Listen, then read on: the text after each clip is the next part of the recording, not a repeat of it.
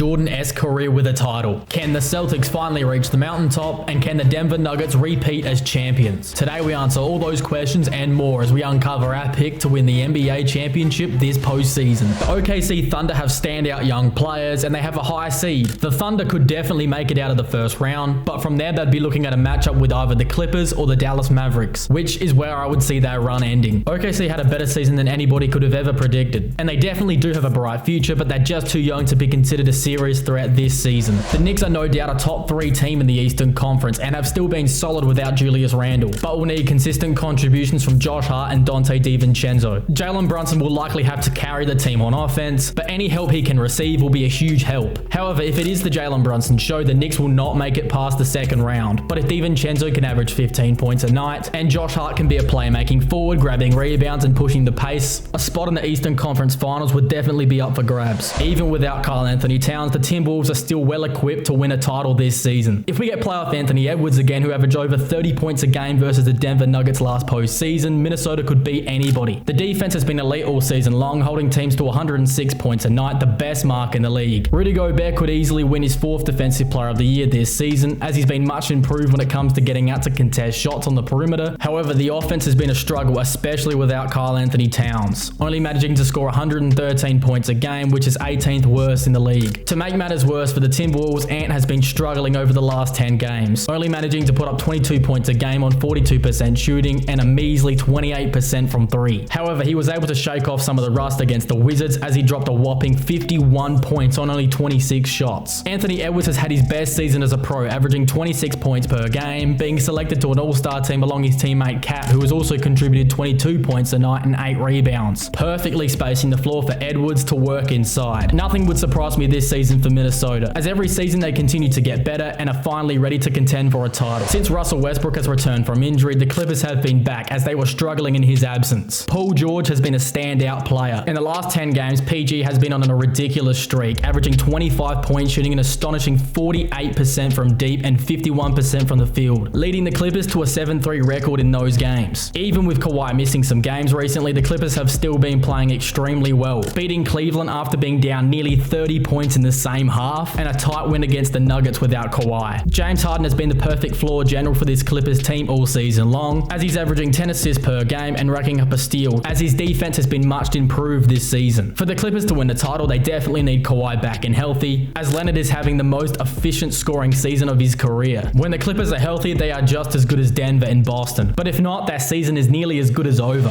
Since the deadline, the Dallas Mavericks have been the best team in the NBA. In their last 10 games, the Mavericks have had a defensive rating of 104 points, which is a remarkable turnaround from being bottom 5 at the start of the season. Along with their already elite offense, the Mavericks have become a true title contender with their moves at the deadline. The additions of Daniel Gafford, PJ Washington, and the rookie Derek Lively have changed the speed at which the Mavericks play, as they are now one of the fastest teams in the league, showing off their athleticism and also making them extremely unpredictable. As a result, Luka and Kyrie have played much better in year 2 compared to year 1, combining for 60 points a night. Back to defense though, PJ Washington in particular has boosted the Mavericks defense. As one-on-one on the perimeter and in the paint, he has been elite, being able to slide his feet well for his size, averaging a steal and a block per game. And when you look at the rest of the roster, they have key pieces such as Derek Jones Jr., Dante Exum, and Tim Hardaway Jr., who can make a big shot or a big play on defense when needed. Dallas could beat any team in a 7-game series, and if Luka and Kyrie get on a heater, this Mavericks team will be borderline unstoppable. The Milwaukee Bucks could beat anybody based on talent alone, but coaching might hold them back. Since firing Adrian Griffin and bringing in Doc Rivers, the Bucks have been just a 500 basketball team. And to make matters worse, Giannis went down against the Celtics. If Giannis is to miss a considerable amount of time, the Bucks season is surely over. However, in 2021, Giannis suffered what appeared to be a serious knee injury, but only a week later, he had arguably the greatest finals performance in history. If Giannis is back, he's going to need the Blazers' Damian Lillard, roughly averaging 25 points a night, while Chris Middleton will need to be putting up 18 points a night, grabbing rebounds and helping facilitate the offense. The championship DNA gives Milwaukee an edge over many teams, as at the end of the day, if Giannis enters God mode, the Bucks can beat any team in the league. A healthy Jamal Murray will be the difference between repeating as champions or falling short for the Nuggets. Jamal Murray has had his fair share of injuries throughout his career and even this season, as a lower leg injury has seen him in and out of the lineup, and unfortunately for the Nuggets, the difference with him in and out of the lineup is astonishing. With Murray in, the Nuggets just feel more organized on offense, and the numbers back that up too, as Denver are 13-10 without Jamal Murray, barely being a 500 team. But then when you look at at games where Jamal Murray does play, the Nuggets are 41-14, a stark difference, and definitely enough to be a concern moving forward. But the good news is that Nikola Jokic will win the MVP this season, proving that he's by far the best player in the league, leading Denver in points, assists, and rebounds. There truly isn't a more valuable player in the NBA than Nikola Jokic. However, if anybody could beat this Denver Nuggets team, it's the team in first. The most likely team to win the championship this season is the Boston Celtics. Now, we say this every season, but Boston have continued to underperform when the lights are the brightest. However, the trade for Jrue Holiday has been an underrated one, bringing in the championship DNA, and has been playing very well this season. When he was with Milwaukee, he was the third option on offense and even sometimes the second option. But with Boston, he can now focus all of his energy on the defensive side of the floor, only ever having to take spot-up shots in the corner, which he's knocking down at a historic rate, shooting over 60% this season. Porzingis can space the floor and be a solid rim protector, while the growth of Jason Tatum and Jaylen Brown has been night and day. Tatum has now added a mid-range and post-up game, making him much harder to guard, while Brown has been a much improved facilitator, averaging 4 assists a night and turning the ball over much less also. Boston are elite on both sides of the court, ranking top 5 in both categories, making them a powerhouse and the most obvious pick to win the NBA Finals, especially because of how weak the Eastern Conference has been this season. In the 2 matchups with the Nuggets this season, though, the Celtics have lost both, but I tend to believe that you learn a lot more from losses, as the Celtics will have to have a better way to contain the Joker if they meet in the finals. Let me know who you have winning the championship this postseason.